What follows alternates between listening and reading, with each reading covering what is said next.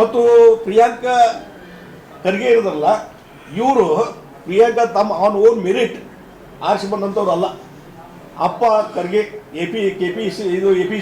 AICC president, ಅವರ ಒಂದು ಆಶೀರ್ವಾದದಿಂದ ಅವ್ರು ಫಸ್ಟ್ ಟೈಮ್ MLA ಆದಾಗ, ಫಸ್ಟ್ ಟೈಮ್ MLA ಇದ್ದವ್ರು ಆದಷ್ಟು ಎಲ್ಲಿನ ಎಕ್ಸೆಪ್ಷನ್ ಕೇಸು, ಎಲ್ಲಿ ಮಿನಿಸ್ಟರ್ ಮಾಡೋದಿಲ್ಲ ಕ್ಯಾಬಿನೆಟ್ದಾಗ. ಆದರೆ ಫಸ್ಟ್ ಟೈಮ್ ಆರಿಸಿ ಬಂದಾಗ ಅವರು ಸಿದ್ದರಾಮಯ್ಯ ಗೌರ್ಮೆಂಟ್ನಲ್ಲಿ ಮಿನಿಸ್ಟರ್ ಆದರು. ಯಾಕಾದರೂ ಮಲ್ಲಿಕಾರ್ಜುನ್ ಖರ್ಗೆ ಅಪ್ಪನ ಪ್ರಭಾವದಿಂದ ಆದರು. ಆದರೆ ಅದು ಸದುಪಯೋಗ ಮಾಡ್ಕೋಬೇಕಲ್ಲ.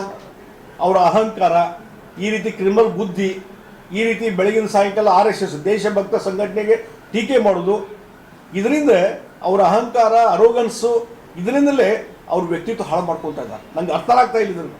ಮತ್ತು ಮುಂದೆ ಈಗ ಮತ್ತೆ ಮಂತ್ರಿ ಆಗಿದ್ದು ಅದೇ ಪ್ರಭಾವ, ಖರ್ಗೆ ಅವ್ರ ಪ್ರಭಾವದಿಂದ ಮಂತ್ರಿ ಅದು.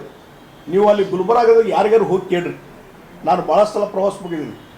ಅವತ್ತೇನು ಮಲ್ಲಿಕಾರ್ಜುನ್ ಖರ್ಗೆ ಲೋಕಸಭಾ ಇಲೆಕ್ಷನ್ನಿಗೆ, ಮೊನ್ನೆ ಇಲೆಕ್ಷನ್ ಅದ್ರ ಹಿಂದಿನ ಇಲೆಕ್ಷನ್ದಲ್ಲಿ ಸೋತ್ರಲ್ಲ, ಅದಕ್ಕೆ ಮೂಲ ಕಾರಣ ಈ ಪ್ರಿಯಾಂಕಾ ಖರ್ಗೆ ಅನ್ನುವಂಥ ಈ ಚೈಲ್ಡಿಶ್ ಬುದ್ಧಿ, ಅಹಂಕಾರದ ವ್ಯಕ್ತಿ.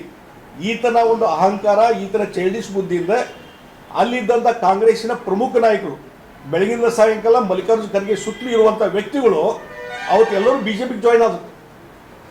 ಹೀಗಾಗಿ ಅವತ್ತು ಅವರ ಅರೋಗನ್ಸಿದ ಪ್ರಿಯಾಂಕಾ ಖರ್ಗೆ ಅಹಂಕಾರದಿಂದ ಮಲ್ಲಿಕಾರ್ಜುನ್ ಖರ್ಗೆ ಲೋಕಸಭೆ ಚುನಾವಣೆಯಲ್ಲಿ ಸೋತು. ಹೀಗಾಗಿ ಇವತ್ತು ಅಲ್ಲಿ ಗುಲ್ಬರ್ಗದ ಎಲ್ಲ ಜನರಿಗೆ ಗುರ್ತಿದೆ ಯಾಕೆ ಸೋತರು ಅನ್ನುವಂಥದ್ದು. ಅಲ್ಲಿ ಎಲ್ಲ ಲೀಡರ್ಸು ಹೇಳ್ತಾರೆ ಆ ರೀತಿಯಾದ ವ್ಯಕ್ತಿ ಇದ್ದವ. ಹೀಗಾಗಿ ಇವತ್ತು ಪ್ರಿಯಾಂಕಾ ಖರ್ಗೆ ರಾಷ್ಟ್ರ ಮಟ್ಟದಲ್ಲಿ ಏನು ಪ್ರಚಾರ ತೆಗೆದುಕೊಳ್ಳೋ ಸಲುವಾಗಿ ಇದೆಲ್ಲ ಮಾಡ್ತಾ ಇದ್ದಾರೆ.